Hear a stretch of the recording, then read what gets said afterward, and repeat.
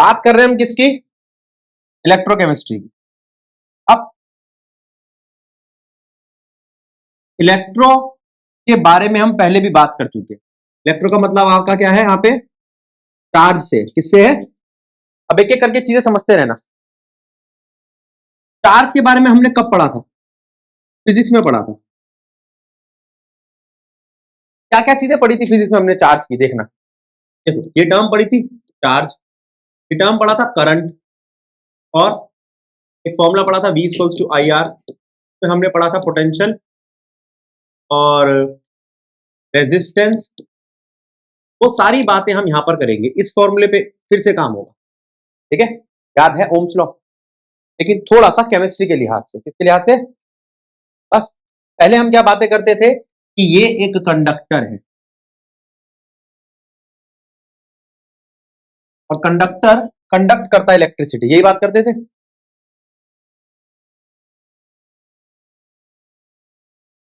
हाँ, क्या बोला? कंडक्टर। कंडक्टर पे हम ये बात करते थे कि चार्ज कैरियर कौन है?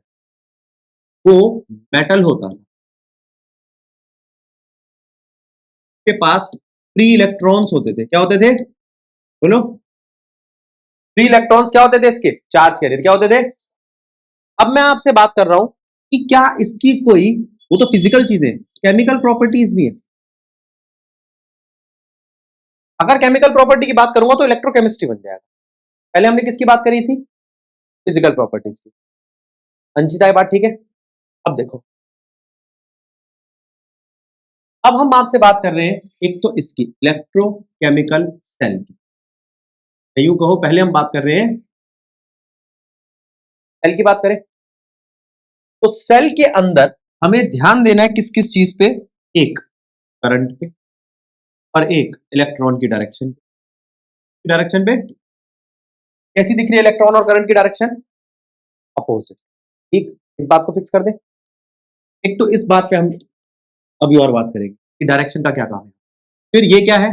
Copper, zinc.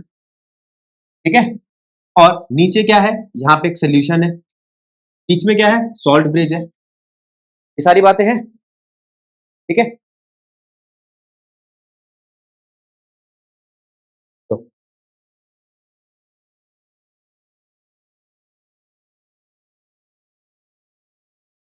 बात कर रहे हैं हम आपसे सेल की।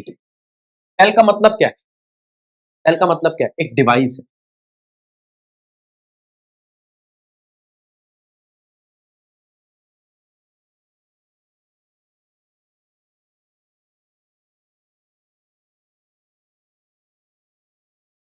क्या किस काम आती है? काम आती है एनर्जी को कन्वर्ट करने की। काम आती है। कोई दिक्कत? कहां से कहां एनर्जी को कन्वर्ट करती है उसके बारे में बात करेंगे। बस, कहां से एनर्जी को कहां पे कन्वर्ट करती है। अब मैं दो एनर्जी ले रहा हूं आपकी। एक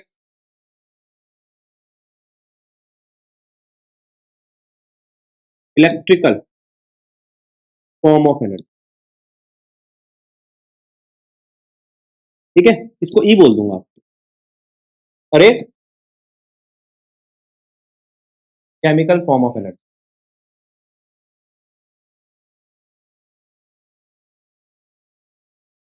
कौन कौन सी एनर्जी मेरे पास? इलेक्ट्रिकल फॉर्म ऑफ एनर्जी और केमिकल फॉर्म ऑफ एनर्जी। ठीक है, जरा इस पे ध्यान दो। इलेक्ट्रिकल फॉर्म ऑफ एनर्जी और केमिकल फॉर्म ऑफ एनर्जी। बस, अगर मैं आपसे इलेक्ट्रिकल फॉर्म ऑफ एनर्जी और केमिकल फॉर्म ऑफ एनर्जी की बात करता हूं तो ये वो एनर्जी है जो चार्ज, इलेक्ट्रिसिटी, इन सब की फॉर्म में, और ये वो एनर्जी है जो केमिस्ट्री में हम जानते हैं केमिकल की फॉर्म। अब हम ये कह रहे हैं कि इससे इस पे जाए तो क्या होगा, और इससे इस पे जाए तो क्या होगा। तो हमारे पास एक नहीं दो सेल होने चाहिए। देखो, ये एक सेल लिया है, इसके अंदर दो वेसल है। समझो, इसके अंदर दो अलग अलग रॉड है। देखो, एक ये रॉड है, एक ये रॉड है। ठीक है, ठीक है। अब ये दोनों रॉड कैसे काम कर रही है?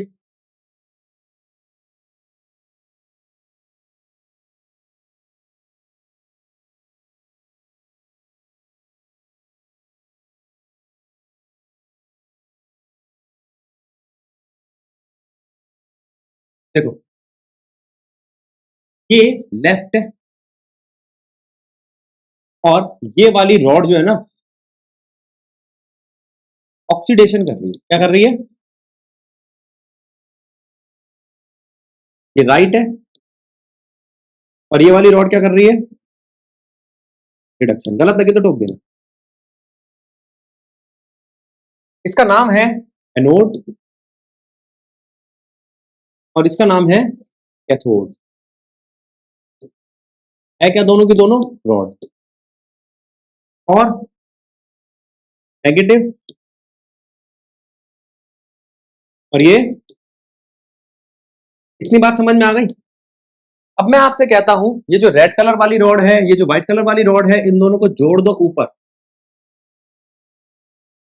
एक गैल्वेनोमीटर और इसका नाम है गैल्वेनिक सेल। ठीक ठीक। क्या तुम्हें लग रहा है ये कनेक्टेड है? अभी नहीं, इसमें कनेक्शन नहीं हुआ। कनेक्शन करना है। कैसे कनेक्ट करूं?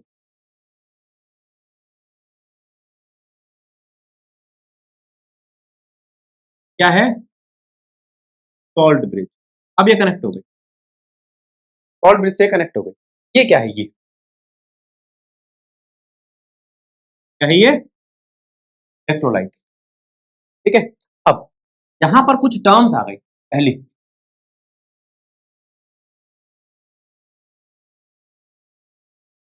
इलेक्ट्रोड्स, मेटल की रॉड्स। मेटल की रॉड्स कंडक्शन के लिए यूज की जाती है। कंडक्शन के लिए यूज की जाती है। एक पॉजिटिव होती है, एक नेगेटिव होती है। खत्म बात।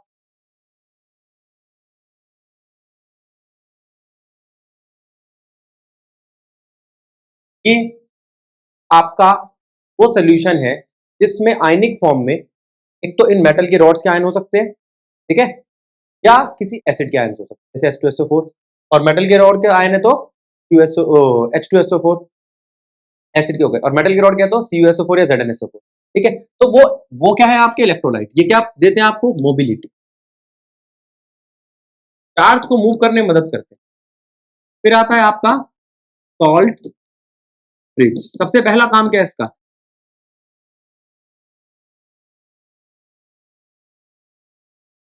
कनेक्टिविटी। दूसरा भी पीछे किसी ने बोला आयन प्रोवाइड करना, न्यूट्रलिटी बोलते हैं उसको। ठीक है। ठीक है। गैल्वेनिक सेल करता क्या है? गैल्वेनिक सेल करता क्या है? गैल्वेनिक सेल जो यहां पर केमिकल एनर्जी होती है,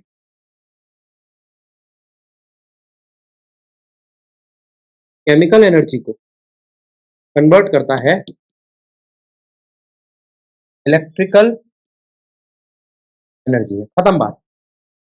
केमिकल एनर्जी को किसमें कन्वर्ट कर रहा है? पढ़ लो आराम से। ठीक है। गैल्वेनिक सेल का काम पता चल गया। गैल्वेनिक सेल के कंपोनेंट्स पता चल गए। इसमें दो वेसल चाहिए। उन दोनों वेसल में एक तरफ हम लेफ्ट साइड पर रखेंगे उस रॉड को जिसको हम एनोड बोलते हैं, राइट साइड पर रखेंगे उस रॉड को जिसको हम कैथोड बोलते हैं, और उनके बीच में क्या कराएंगे? कनेक्टिविटी सॉल्ट ब्रिज से। इससे ये सॉल्ट ब्रिज।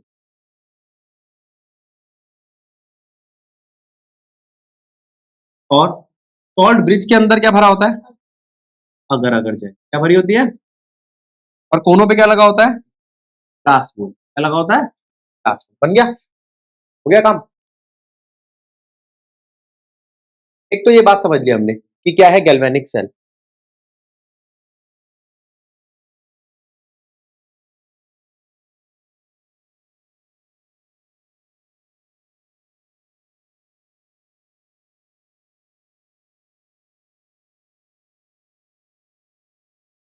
अब एक ये सेल देखो।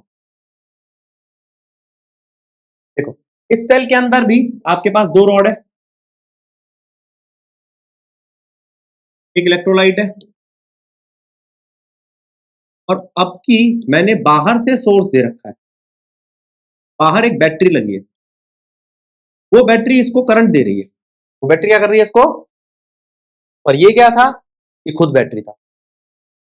ये केमिकल रिएक्शन करा के एनर्जी दे रहा था। किस फॉर्म में? इलेक्ट्रिक।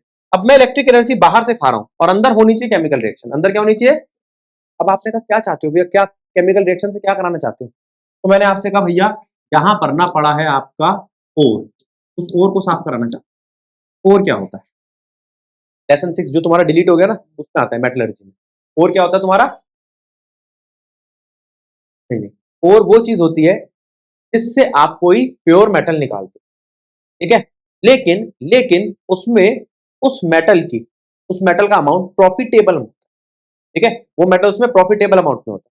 देखो मैं थोड़ा सा बताऊंगा क्योंकि इतना लंबा चौड़ा टॉपिक तुम्हारा है नहीं, ये लेसन नंबर 6 का मेटलर्जी का।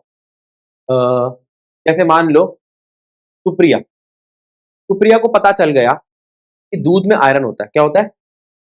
8वीं क्लास में थी ये छोटी बच्ची, तो पता चल गया कि दूध में होता है आयरन, ठीक है। अब ये भग गई वहीं से, क्यों? क्यों ये वो है बढ़िया, इनको पता चल जाए। हाँ क्या? एंटरप्रेन्योर, हाँ ये नाम बड़ा मुश्किल है, मेरे से बोला नहीं जाता। एंटरप्रेन्योर, वो बनने निकल गई है। कहाँ पे? Shark tank. कौन सा शार्क टैंक? हाँ वहां चली गई शार्क टैंक के बाद। नहीं नहीं कितना नहीं। अब वहां जाके क्या करा इसने? इसने अपना हिसाब किताब बताया, भाई हम दूध से लोहा बनाएंगे। बेटा तेरी बातें सुन ले या पढ़ा ले? हाँ टै टै करता रहेगा, सुन ले, सुनो। तभी तो तेरे को नहीं लिया। चलो हटाओ, सुन इसी को लेके गए एडी। तो भाई उन्होंने कहा जो दूध है उससे लोहा बनाना है। दूध किससे लेंगे? हम एडी से ले लेंगे। अरे काम है उनका दूध का। सुनो सुनो, डेरी डेरी डेरी, वापस आओ। तो वो अगर उससे आयरन बनाने जाए, ध्यान दो ध्यान दो, तो वो कह रहा है कि भैया 1 लीटर दूध लेते हैं, उसमें ना आपको 0.7 ग्राम आयरन मिलेगा। उन्होंने सुप्रिया को धक्के मार के निकाल दिया। क्यों? प्रॉफिट थोड़ी है, 1 किलो दूध में तू 0.5 रुपए का आयरन बना रही है। तो इसका मतलब ये हुआ, आप पहले तो उस जगह पे जाओगे जहां पे जैसे पत्थर है, कोई कोई पहाड़ है, उस पहाड़ में से और निकालोगे। क्यों? उस पहाड़ को काटना है। क्यों काटना है? उसकी रोड बनानी है ना, ठीक है। तो सरकार खुद ही कहेगी कि हाँ भाई हम टेंडर पास कर रहे हैं, इस रोड को काटा जा रहा है, यहाँ के पत्थर उठा के ले जाओ। तो वहां पे वो आएगा, जो भी आएगा वो चेक करेगा, हाँ इसमें ये वाला मेटल ज्यादा है और मेरा इसी का काम है, अच्छा जी मैं उठा लूंगा सारे पत्थर। और वो पत्थर उठा के लाया किसके? फ्री के, या उसको उठाने के भी पैसे मिल रहे। अब वो जब लेकर गया तो उसने देखा कि इसमें 70% आयरन है। हाँ, अब उसको चूरा करेगा, फिर उसके बाद उसके अंदर काफी सारी रिफाइनिंग के प्रोसेस लगाएगा, तो तब वो ओर कहलाएगा। जब ऐसा हो कि 70% अमाउंट हो उसके अंदर किसी एक पर्टिकुलर एलिमेंट का, तब जाके वो क्या कहलाता है? प्रॉफिटेबल अमाउंट वाला ओर। क्लियर? अब ओर तो मिल गया, अब ओर को साफ कैसे करोगे? ये एक प्रोसेस है, इलेक्ट्रिकली साफ करना एक प्रोसेस है, बहुत सारे प्रोसेस है। सबसे आसान तरीका जो होता है, पहले आप उसका ऊपर का हिस्सा साफ कर लो, फिजिकली साफ कर लो, उसके बाद आप रिडक्शन करो कार्बन या कार्बन मोनोऑक्साइड की वजह से, है ना। वो अलग तरीका, कैल्सिनेशन, रोस्टिंग, ये पढ़ा होगा ना। ये जो तरीका है किससे मैं साफ कर रहा हूं?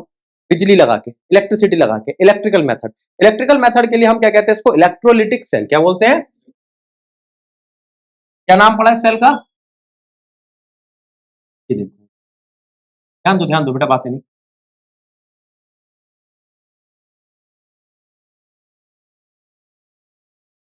इलेक्ट्रोलिटिक बोल लो, इलेक्ट्रोलाइटिक बोल लो, जो तुम्हारा मन।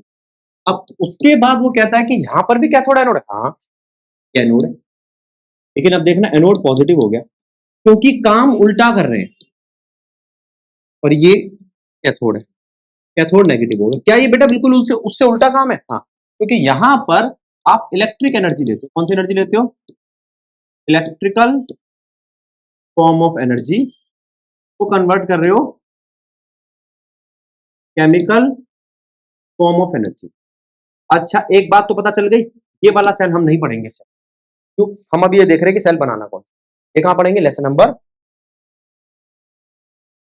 ठीक है। डिलीटेड पोर्शन में डिलीट हो गया बेचारा चैप्टर, लेकिन केमिस्ट्री में तो आता है ना, एग्जिस्ट करता है, ठीक है। ये वहां पढ़ा जाता है।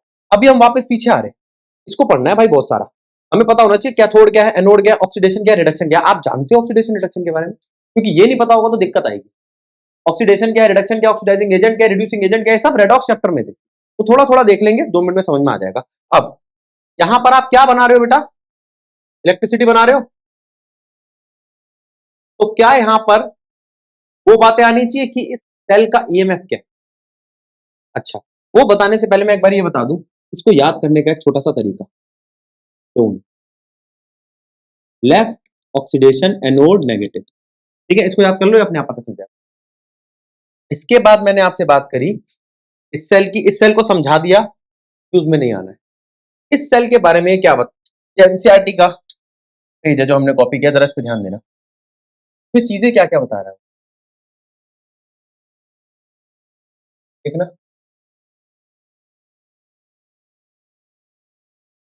आप सबको सॉल्ट ब्रिज दिख रहा है, क्या काम आता है, कनेक्टिविटी। जिंक दिख रहा है, कॉपर दिख रहा है, ठीक है, एनोड कैथोड दिख रहा है, ठीक है। अब क्या कहता है, वो कहता है कि यहां पर ई एक्सटर्नल 1.1 वोल्ट से कम है, इलेक्ट्रॉन फ्लो कर रहे हैं जिंक से कॉपर की तरफ, करंट फ्लो करेगा कॉपर से जिंक की तरफ, बस। अच्छा, अब वो कहता है, इसको देखो, जब एक्सटर्नल यानी कि बाहर वाली बैटरी 1.1 से ज्यादा हो तो क्या होगा, इलेक्ट्रॉन फ्लो करेगा कॉपर से जिंक की तरफ और करंट फ्लो करेगा जिंक से कॉपर की तरफ। क्या ये दोनों उल्टे लग रहे हैं, पहले इन दोनों को देखो, ठीक ठीक। अच्छा, अब इस वैल्यू को देखो, ये क्या है वैल्यू, ये क्या वैल्यू है और ये क्या वैल्यू, दोनों वैल्यू देखो आप। वो कहता है जिंक डिसॉल्व एज एनोड और copper deposit at cathode. Zinc जो है वो एनोड पे डिसॉल्व हो रहा है और जो कॉपर है वो कहां डिपॉजिट हो रहा है, कैथोड पे। इसको देखो, क्या ये उल्टा है, जिंक डिपॉजिट हो रहा है और कॉपर डिसॉल्व हो रहा है। अब बात आती है, ये ई एक्सटर्नल क्या है, क्या पूछा उसने, ई एक्सटर्नल ईएमएफ है किसी एक्सटर्नल बैटरी का, जरा ध्यान दो, एडी ईएमएफ है किसी एक्सटर्नल बैटरी का, तो मत बेटा, जाग जा। ईएमएफ है किसी एक्सटर्नल बैटरी का, कहां है बैटरी, जरा ध्यान देना, ये बैटरी दिख रही है आपको, एक, ये बैटरी दिख रही है आपको, दो। अब वो कह रहे हैं इस बैटरी के हिसाब से हम काम कर रहे हैं अगर इस एक्सटर्नल बैटरी का ईएमएफ 1.1 से कम है, इसका मतलब 1.1 इन दोनों का, इस सेल का अपना ईएमएफ कितना है, 1.1। अगर बाहर वाले का कम है, अगर बाहर वाले का कम है और इसका ज्यादा है तो ये सेल काम करेगा। अच्छा, बाहर वाले का ज्यादा है, इसका कम है, तो ये सेल उल्टा काम करेगा। और अगर इसके बराबर रख दूं तो सेल काम, अगर एक्सटर्नल 1.1 हो तो नो फ्लो ऑफ इलेक्ट्रॉन और current, no chemical reaction takes place.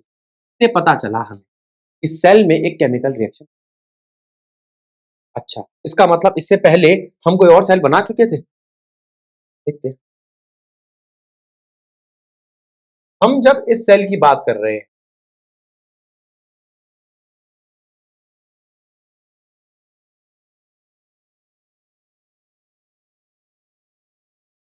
एक तो हमने ई एक्सटर्नल की बात करी, ये क्या है, एक्सटर्नल बैटरी का ईएमएफ है ना, इससे हम कंपेयर कर रहे हैं, जिससे हम अपने सेल को कंपेयर कर रहे हैं। अगर कहीं ई एक्सटर्नल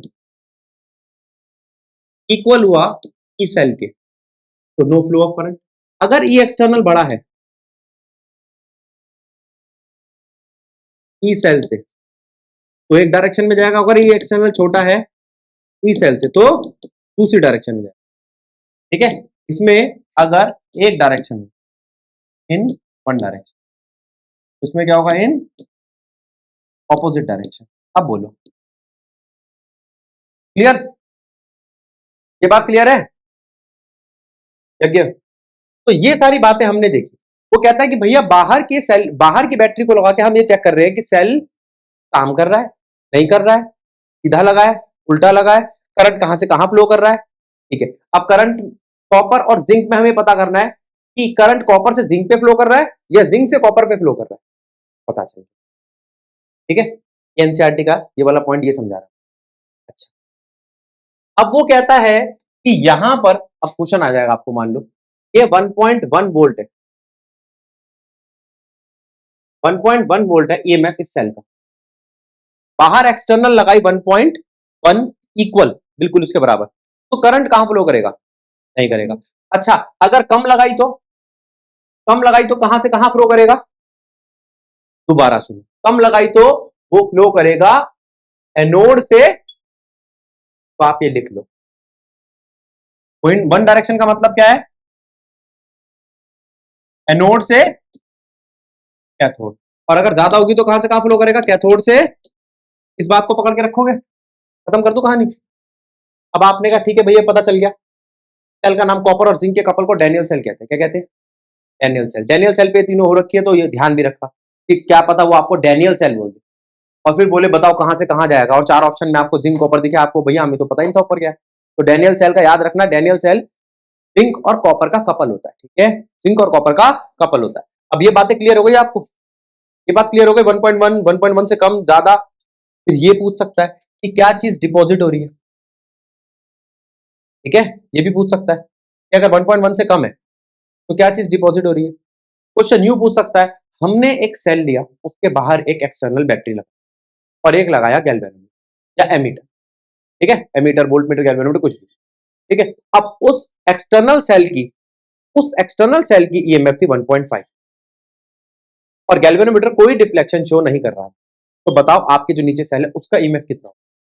1.5। तभी तो डिफ्लेक्शन शो नहीं कर रहा। अब देखो क्या वो लगा रखा है उसने गैल्वेनोमीटर, है ना? गैल्वेनोमीटर देखो, इलेक्ट्रॉन की डायरेक्शन देखो, करंट की डायरेक्शन देखो, इधर है ही नहीं, दिखा रहा न्यूट्रल। तो ये बातें, अब ये सारी बातें समझ में आ गई किस तरीके से क्वेश्चन आ सकता है। आयुष, गैल्वेनिक सेल बता दिया आपको मैंने। Measurement of electrode potential, measurement of electrode potential. अब पहले मैं कुछ चीजें बता दूं आपको, ये पोटेंशियल क्या है। पोटेंशियल क्या है? एक वर्क डन। तो ईएमएफ क्या है? ये मैक्सिमम पोटेंशियल। क्या है ये? खत्म करो इस बात। Maximum potential of a cell. इस ईएमएफ में मैंने उस सेल का इंटरनल रेजिस्टेंस भी नहीं लिया है। ठीक है, अगर कोई कहना ईएमएफ सबसे ज्यादा कब होगा? जब इंटरनल रेजिस्टेंस 0 होगा, क्योंकि नहीं हो सकता। आगे ये दो बातें समझ में आ गई। और स्टैंडर्ड ईएमएफ क्या है? ये क्या है? ये at standard temperature and STP पे, इस पे एट स्टैंडर्ड टेम्परेचर प्रेशर पे कोई दिक्कत? तो कैलकुलेट कैसे? अब किसी ने कहा कि भैया ई सेल कैलकुलेट करो, तो वो हम करेंगे ई कैथोड माइनस ई एनोड। फिर वही बात, कैथोड एनोड पता ही नहीं। बस ये पता है कैथोड एक रॉड होती है, एनोड एक रॉड होती है, जहां ऑक्सीडेशन होता है, जहां रिडक्शन होता है। ऑक्सीडेशन क्या होता है, रिडक्शन क्या होता है, नहीं पता। पता कैसे चले कि कौन सा वाला अच्छा ऑक्सीडाइजिंग एजेंट है, कौन सा वाला अच्छा रिड्यूसिंग एजेंट है? तो थोड़ा सा हम एक तो डी ब्लॉक की बात करेंगे। डी ब्लॉक में मैंने थोड़ा सा बताया था, याद आ जाए तो अच्छी बात है, नहीं याद दिलाता। पहले इस टर्म को देखो, क्या लिखा है? सिंपल सा एक बात याद रखना, ऑक्सीडेशन नंबर में इंक्रीमेंट। अगर आपके ऑक्सीडेशन नंबर बढ़ रहा है, अगर आपका ऑक्सीडेशन नंबर बढ़ रहा है, इसका मतलब ऑक्सीडेशन हो रहा है। अगर ऑक्सीडेशन नंबर बढ़ रहा है तो ऑक्सीडेशन हो रहा है, अगर ऑक्सीडेशन नंबर घट रहा है तो रिडक्शन लिखूं या अपने आप समझ में आ जाएगा? ऑक्सीडेशन नंबर, ऑक्सीडेशन इंक्रीज, जैसे ये Cu कन्वर्ट हो रहा है Cu2 प्लस में, हो गया ऑक्सीडेशन। देखो बेटा, हो गया ऑक्सीडेशन। अगला काम, ऑक्सीडेशन पता चल गया कि ऑक्सीडेशन में ऑक्सीडेशन नंबर बदलता है। ऑक्सीडेशन में क्या दिखाई दे रहा है? ठीक है, जो ऑक्सीडेशन करता है वो क्या होता है? क्या होता है? Reducing agent. और इसकी क्या होती है? Reducing power. क्या होती है? इसका ईएमएफ कैसा होता है? नेगेटिव। कैसा होता है? जितना ज्यादा नेगेटिव उतनी रिड्यूसिंग पावर अच्छी, जितना ज्यादा नेगेटिव उतनी रिड्यूसिंग पावर। अब मैं आपसे कहता हूं कि लिथियम सबसे ज्यादा रिड्यूसिंग है, तो इसका मतलब सबसे ज्यादा नेगेटिव होगा। -3.07 होती है शायद। ठीक है, अच्छा एक और बात बोलता हूं मैं, ये हमेशा नहीं रहेगी ये, ठीक है, क्योंकि ये इस पे डिपेंड करता है बेटा, ऑक्सीडाइजिंग और रिड्यूसिंग कैरेक्टर ना, इस बात पे डिपेंड करता है, कोई कम बढ़ती वाली बात है। लेकिन इन जनरल ऑक्सीडेशन जो करेगा वो मेटल होना चाहिए। क्या होना चाहिए? मेटल। अब मेरी बात सुनो, आपने कहा भैया ये कौन है? कॉपर। ये कौन है? जिंक। दोनों मेटल है, एक ऑक्सीडेशन कर रहा है, एक रिडक्शन कर रहा है। तो ई नॉट वैल्यू इसकी कुछ ज्यादा ही नेगेटिव होगी, इसकी कम नेगेटिव होगी।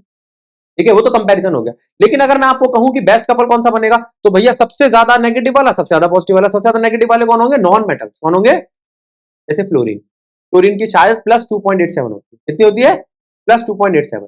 तो अगर मैं आपसे पूछूं कि ई नॉट वैल्यू से आपको क्या पता चलता है, तो ये पता चलता है कि रिड्यूसिंग करेक्टर कौन दिखा रहा है, ऑक्सीडाइजिंग करेक्टर कौन दिखा रहा है। लेकिन सिर्फ जनरल में आप ये पकड़ सकते हो कि मेटल्स जो होते हैं वो ऑक्सीडेशन करते हैं और रिड्यूसिंग करेक्टर दिखा, ठीक है, उसको चेंज कर सकते हो। दोनों के दोनों मेटल भी हो सकते हैं, ठीक है। हाँ, यूं कह लो ये दो मेटल है आपके, एक है मेटल M1, एक है मेटल M2। बताओ कौन अच्छा ऑक्सीडाइजिंग करेक्टर दिखा रहा है? एक का है -2.3 और एक का है 3.0। 3.0 अच्छा ऑक्सीडाइजिंग करेक्टर दिखा रहा है, इसका उल्टा कौन अच्छा रिड्यूसिंग करेक्टर दिखा रहा है? फिर तुम कहोगे नहीं भैया अभी तो आपने कहा था मेटल रिड्यूसिंग करेक्टर नहीं दिखाते। ऐसा नहीं है, दिखाते हैं, लेकिन नॉन मेटल ज्यादा अच्छा रिड्यूसिंग करेक्टर। तो आप चाहो तो ये लिख सकते हो कि जनरली ऑक्सीडेशन कौन करते हैं? मेटल्स। कौन करते हैं? मेटल्स। और रिडक्शन के लिए अगर मैं केस लूं तो टर्म देखना क्या लिखा है, रिडक्शन। इस रिडक्शन टर्म में ऑक्सीडेशन नंबर क्या होता है? इसमें ये होते क्या है? ये खुद क्या होते हैं? ऑक्सीडाइजिंग एजेंट, ऑक्सीडेंट भी बोल सकते हो आप इसको। और क्या पीछे ना, हाँ, इनकी ऑक्सीडाइजिंग पावर होती है, ऑक्सीडाइजिंग पावर होती है। और कोई खास बात? ए नॉट वैल्यू इनकी कैसी होती है? पॉजिटिव। अब इसका मतलब ये नहीं है पॉजिटिव ही होते हैं, अगर दो लूंगा तो उन दोनों में से कम नेगेटिव वाला भी आपका क्या होगा? रिडक्शन करके दिखा। यहां पर कम नेगेटिव, वहां पर ज्यादा नेगेटिव, यहां पर ज्यादा पॉजिटिव और वहां पर कम पॉजिटिव, ठीक है, ठीक है। अब मैं आपसे कहता हूं चूज करके बताओ कि कौन अच्छा कैथोड है और कौन अच्छा एनोड है। मैंने काफी सारे एलिमेंट लिए, एक लिया E1, एक लिया E2 या E3 और एक लिया E4। अब सबसे पहले बताना है कौन अच्छा कैथोड बनेगा। कैथोड पे क्या होता है? Oxy reduction. कौन अच्छा कैथोड बनेगा बताओ आप।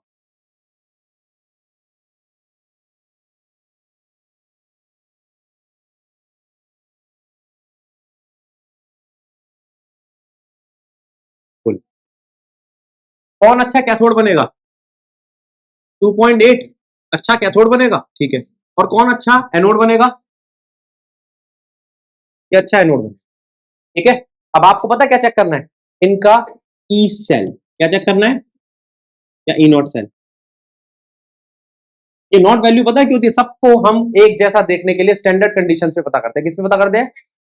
क्योंकि अगर मैं कॉपर को पता करूं कुछ टेम्परेचर पे, जिंक को पता करूं कुछ टेम्परेचर पे, तो मैं उनकी उनकी ई नॉट वैल्यू को कंपेयर नहीं कर पाऊंगा, ई वैल्यू को कंपेयर करूंगा। ई वैल्यू क्यों कंपेयर नहीं करते? अलग अलग टेम्परेचर पे तो एक ही एलिमेंट की बहुत सारी हो जाएगी, तो कंपैरिजन किस बात का? कौन सा अच्छा है कैसे पता चलेगा? जब सबके पास एक जैसा टेम्परेचर और प्रेशर हो, ठीक है। तो यहां पर मैंने आपसे बात करी ई सेल की। ई सेल क्या होता है? ई कैथोड माइनस ई एनोड। कैथोड अगर आपका पॉजिटिव है, माइनस एनोड अगर आपका नेगेटिव है, तो जवाब क्या आएगा?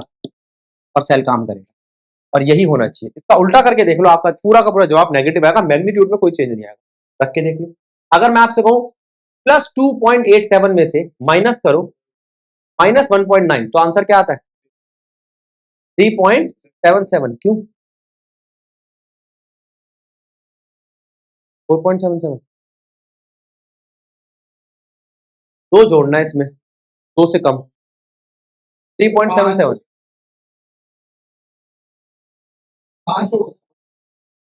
4.77। अच्छा सुन लो, आया? अगर अगर इसकी वैल्यू, अरे करके देख, ये ले जोड़।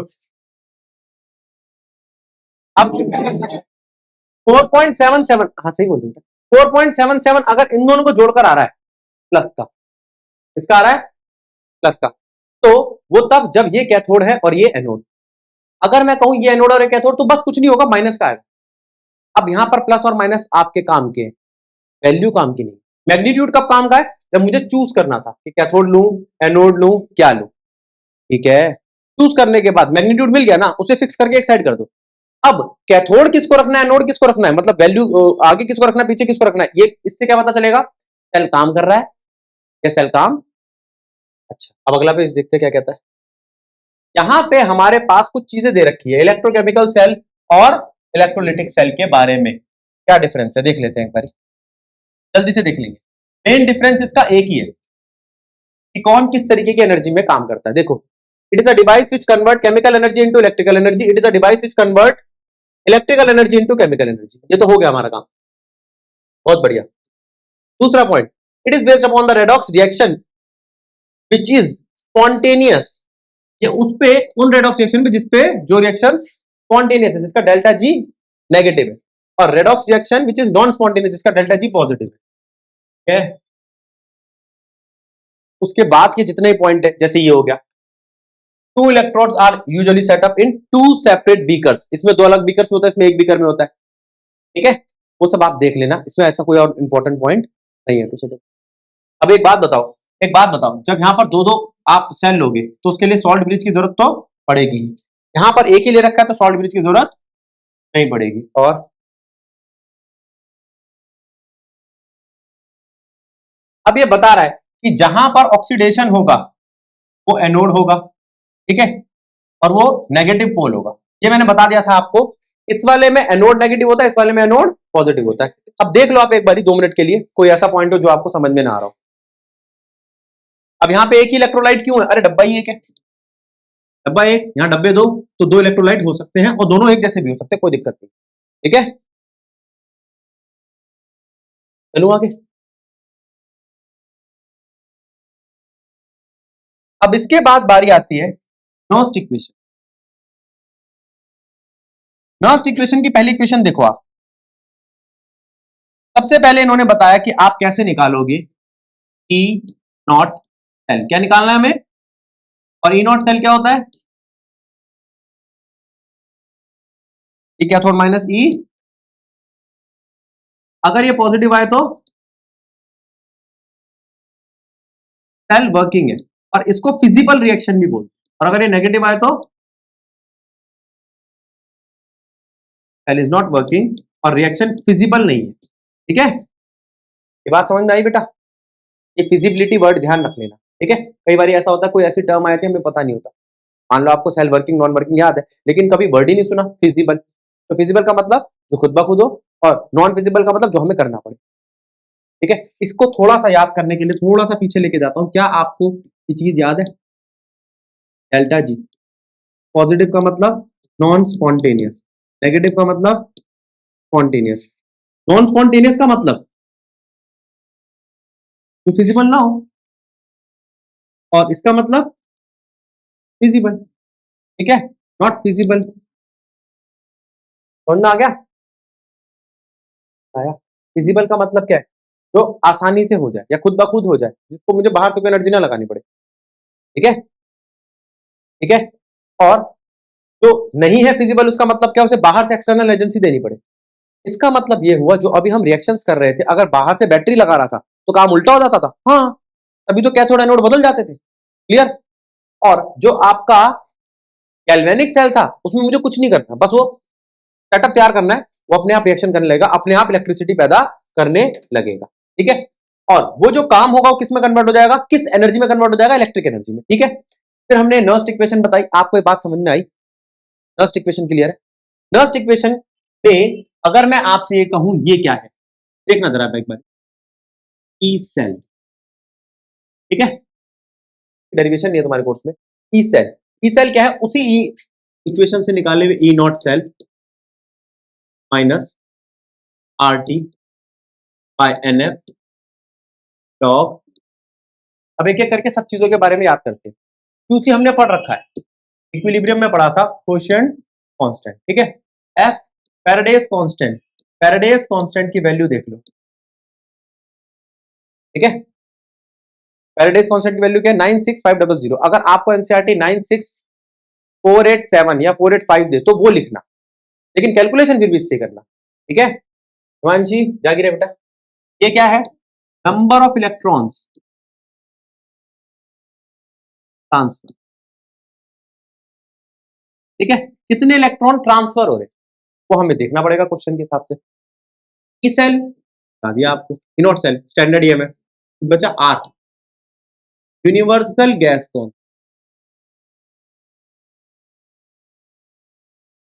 और टी टेम्परेचर।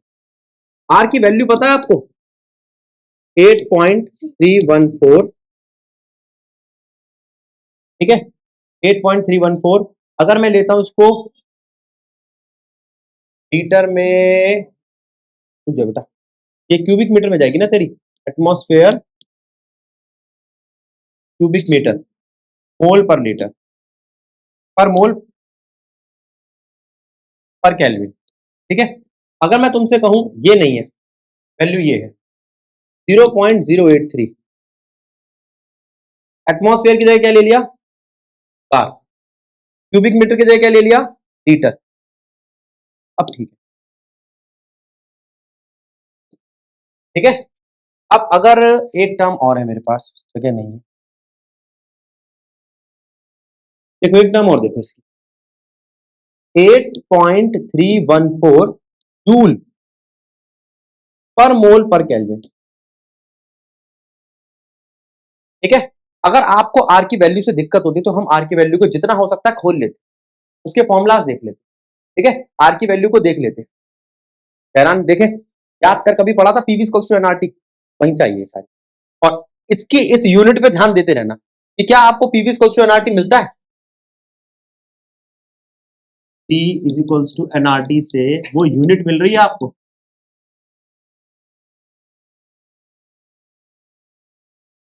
है ना। अब यहां पर P का मतलब क्या है, P अगर एटमॉस्फेयर है, ये क्यूबिक मीटर है, पास्कल होगा ये, पास्कल। अब ठीक है, दोनों ऐसा यूनिट हो गई ना, ये मोल है, ये केल्विन है, ठीक है। ये भी जाओ पास्कल। अब देखो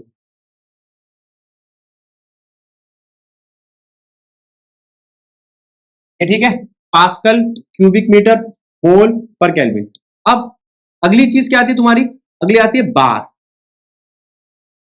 बार और ये लीटर पर मोल पर केल्विन, बस दोनों को एक बार देख लो। अब इसके बाद आप जानते हो पीवी वर्क डन बन जाता है, और वर्क डन की यूनिट क्या होती है जूल पर मोल पर केल्विन। एक चीज और ध्यान देना, कभी कभी ये किलो जूल में आता है, वो तो आप कर लोगे ना, 10 की पावर 3 का गेम है उसमें, और कुछ नहीं। अब एक तो ये सारी चीजें देखनी है। इसके बाद अगर आप चाहते हो कि प्रेशर की कौन कौन सी यूनिट होती है, जैसे कुछ बच्चे पूछ रहे हैं कि भैया प्रेशर में ये कहां से आ गया एटमॉस्फेयर या पास्कल कहां से आ गया, तो 1.013 10 की पावर 5 पास्कल, और बार में 0.987 बार, एटमॉस्फेयर में 1 atm, तो 1 एटमॉस्फेयर, और 760 mm ऑफ मर्करी या 760 टोरिसिटी, और 76 सेंटीमीटर ऑफ मर्करी, बस बहुत, ठीक है। तो इससे आप प्रेशर की यूनिट का काम चला सकते हो। अच्छा, वॉल्यूम में बहुत दिक्कत आती है बच्चों को। वॉल्यूम में अगर मैं आपसे बात करूं 1 लीटर की, तो 1 लीटर में 10 की पावर 3 ml होता है, 10 की पावर 3 ml, 1000 ml, ठीक है। और अगर मैं बात करूं मीटर की, तो 10 की पावर -3 क्यूबिक मीटर, और 10 की पावर +3 क्यूबिक सेंटीमीटर, और 1 क्यूबिक डेसीमीटर, ठीक है। सारी यूनिट ध्यान रखना, क्योंकि छोटी छोटी चीजें न्यूमेरिकल में दिक्कत कर देगी, एक बार इसको ध्यान दो। अब यहां तक बात समझ में आ गई बेटा, एक दो चीजें समझो। एक तो हमने ये फॉर्मूला समझ लिया, ये ई सेल का, ई सेल का फॉर्मूला समझ लिया, ठीक है। ई सेल के फॉर्मूले के बाद बारी आती है, ये टेबल क्यों रखी है यहां पे, एक तो यहां पर ई की बात चल रही है, ये देखो, ये वो कहता है ऑक्सीडाइजिंग एजेंट बनने की टेंडेंसी ऊपर की तरफ बढ़ रही है। इसका मतलब जितनी ज्यादा पॉजिटिव ई नॉट वैल्यू और रिड्यूसिंग एजेंट बनने की टेंडेंसी कहां ज्यादा है? जितनी ज्यादा नेगेटिव, वो मैं 3.07 बोल रहा था, ये 5 है, वो ठीक है, ठीक है, ठीक है। अब इस टेबल को हमने देखा था कहां? रेडॉक्स चैप्टर में।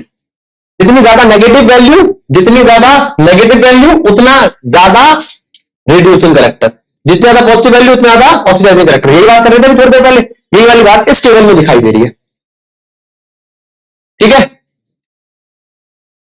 अब यहां तक तो बात समझ में आ गई, यहां तक बात समझ में आ गई। अब एक पेज और ऐड कर रहा हूं मैं, और आपसे 2-3 बातें कर रहा हूं। एक, फिर उसके बाद एक एग्जांपल करा के इस वाले टॉपिक को तो रोक दूंगा। देखो, एक, क्या इस बात को समझ चुके हो आप कि E cell, E not cell क्या होता है? बोलो क्या होता है? E cathode, E not cathode minus E not anode, और ये पॉजिटिव होना चाहिए। दूसरा, ई सेल क्या होता है? E not cell minus RT by NF log QC. इसमें किसी को कोई दिक्कत? फिर आपने कहा भैया आर एक कांस्टेंट है, एफ एक कांस्टेंट है, अगर मैं टेम्परेचर कांस्टेंट ले लूं 298 केल्विन, तो हो सकता है ये पूरी वैल्यू कांस्टेंट बन जाए और एक आसान सी वैल्यू बन जाए। कितनी आती है? 0.0591 बाई एन लॉग क्यूसी। इसको पकड़ के रखो, याद रहेगा, ठीक है। अब मैं आपसे कहता हूं, बात करें अगर हम किसकी? इक्विलिब्रियम की। किसकी बात करें? तो एट इक्विलिब्रियम। कब? At equilibrium. इक्विलिब्रियम के वक्त क्यूसी बन जाता है, क्या बन जाता है? क्यूसी, और ई नॉट सेल हो जाता है, ई सेल हो जाता है 0, सॉरी, ई सेल हो जाता है। तो यहां पर अगर मैं 0 लिख दूं तो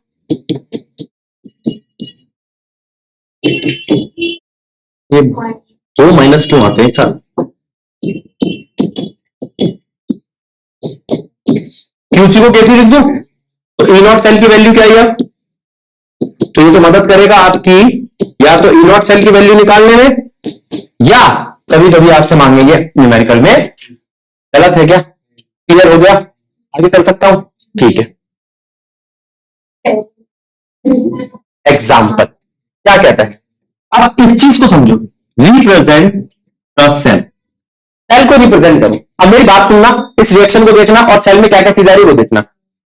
देखो ये क्या है? ये मैग्नीशियम। मैग्नीशियम अपना ऑक्सीडेशन नंबर कम कर रहा है, बढ़ा रहा है? Oxidation number increase. तो ये तो ऑक्सीडेशन हाफ है। क्या है ये? Oxidation half. क्या है ये? याद आ रहा बेटा कुछ कुछ रेडॉक्स चैप्टर? यहां ऑक्सीडेशन नंबर क्या हो रहा है? बढ़ रहा है, घट रहा है? Oxidation number decrease. तो ये क्या है? Reduction half. ठीक ठीक। तो आपने इस तरीके से लिखा होगा रेडॉक्स चैप्टर में, रिडक्शन हाफ, ऑक्सीडेशन हाफ। आओ उनकी बात करें। रिडक्शन हाफ और ऑक्सीडेशन हाफ को कैसे लिखते थे हम वहां पे? ये लो, mg ag oblique ag gives you 2ag, ठीक है। और दूसरा क्या? mg plus. तो यहां इसने 2 इलेक्ट्रॉन छोड़े। तो कोई तुमसे पूछे ऑक्सीडेशन हाफ में क्या होता है? इलेक्ट्रॉन छोड़ता है, और रिडक्शन हाफ में क्या होता है? इलेक्ट्रॉन लेता है। तो ऑक्सीडेशन हाफ कहां होगा? एनोड पे। कहां होगा? ये तो याद है ना नोन से, और ये कैथोड पे, ठीक। अच्छा, अब आपको लिखना आता है। अभी उसने कहा था लेफ्ट पे एनोड और राइट पे ये क्या है? सॉल्ट ब्रिज का सिंबल, ठीक है। अब लेफ्ट पे जो एनोड है वो कहां है? देखना जरा, ढूंढना। mg ऑब्लिक mg2 प्लस, और दूसरा 2ag plus oblique ag, 2ag plus oblique 2ag। इस रिएक्शन को देख लो आप, और गलत लगे तो ठीक है। यहां तक बात ठीक है। मैंने आपसे बात कर ली सेल रिप्रेजेंट करने की। अभी अब वो कहता है कि मैं आपको ना दे रहा हूं ए नॉट सेल, और आप मुझे निकाल के दे दो ई सेल। क्या निकाल के दे दो? ई सेल निकालने के लिए मुझे क्या चाहिए, क्यूसी। क्या चाहिए, क्यूसी। इक्विलिब्रियम चैप्टर में हमने पढ़ा था concentration of product upon the concentration of reactant. इस चैप्टर में हम बात करेंगे किसकी, आयंस की। क्यों, सेल है ना, तो किसकी कंसंट्रेशन देखो, आयंस की, यानी कि चार्ज की। बताओ प्रोडक्ट में चार्ज कहां है, मैग्नीशियम, और नीचे इसकी कंसंट्रेशन देखनी है। मैग्नीशियम की क्या देखनी है, कंसंट्रेशन को हम स्क्वायर ब्रैकेट से दिखाते हैं। किससे दिखाते हैं, हाँ ना बोलो। और नीचे Ag प्लस की। अच्छा, उस पर स्क्वायर क्यों लगाया, ये स्टोइचियोमेट्रिक कोफिशिएंट की वजह से। किसकी वजह से, आयुष बात समझ में आई। अब तो कह सकता है भैया समझ में आ गया क्यूसी क्या है, कौन क्या है। अब फिर ले और ये बता दे, E cell is equals to E not cell जो है 3.17। अगर मान लो 3.17 ना होकर माइनस का 3.17 होता तो बस आपको एक लाइन लिखनी थी कि ये सेल काम नहीं करेगा। इसलिए मैं इसकी वैल्यू उल्टी कर रहा हूं। मैं कैथोड को एनोड और एनोड को सेल को उल्टा क्यों करना पड़ रहा है, माइनस का सेल काम नहीं करेगा, माइनस का सेल तो आपको लिखना पड़ेगा। हाँ, ये मत कहना कि सेल काम नहीं करेगा, न्यूमेरिकल गलत है। उसको कहना है सेल की बस वैल्यू उल्टी करनी। ये हमेशा कैसे होनी चाहिए, हटाओ। अब 0.0591 अपॉन में एन, एन जो निकालना है आपको, क्योंकि बाकी सब तो हम निकाल चुके हैं। मैग्नीशियम की कंसंट्रेशन यहां लिखोगे, मैग्नीशियम कंसंट्रेशन पढ़ना बेटा कोई 0.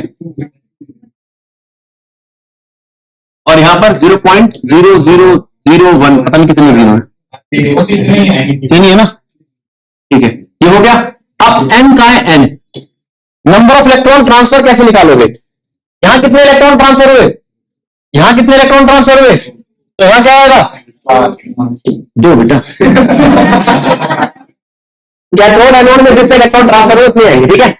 मान लो कोई केस ऐसा आ जाए, आपने कहा कि भैया इस वाले में इलेक्ट्रॉन ट्रांसफर हुआ 1, ध्यान दो ध्यान दो, और इस वाले में इलेक्ट्रॉन ट्रांसफर हुआ 2, तो फिर भी 2 लगेगा, ठीक है। अच्छा, इस वाले में इलेक्ट्रॉन ट्रांसफर हुआ 2, इस वाले में 3, तो दोनों में से कुछ कॉमन नहीं निकल रहा ना, तो 6 आ जाता, ध्यान दे ले। तो हम वो करेंगे कि भाई जिससे दोनों इलेक्ट्रॉन खत्म हो जाए, याद कर रेडॉक्स में करते थे, दोनों को उल्टे नंबर से मल्टीप्लाई कर देंगे, तो जो कॉमन इलेक्ट्रॉन आएंगे हमारे 6 आएंगे, कितने आएंगे, हाँ समझ गया ना। वो भी जो क्वेश्चन आएंगे बता दूंगा। फ्रैक्शन में नहीं आते ना, इलेक्ट्रॉन फ्रैक्शन में कैसे आ जाएगा, कभी सुना क्लास में 13.5 बच्चे आए नहीं आएंगे ना, जो फ्रैक्शन में आ जाएंगे तो उसको कन्वर्ट कर लियो, ठीक है। इलेक्ट्रॉन सुनो, इलेक्ट्रॉन फ्रैक्शन में मत लाना। यहां तक बात समझ में आ गई, यहां तक ये बात समझ में आ गई आपकी।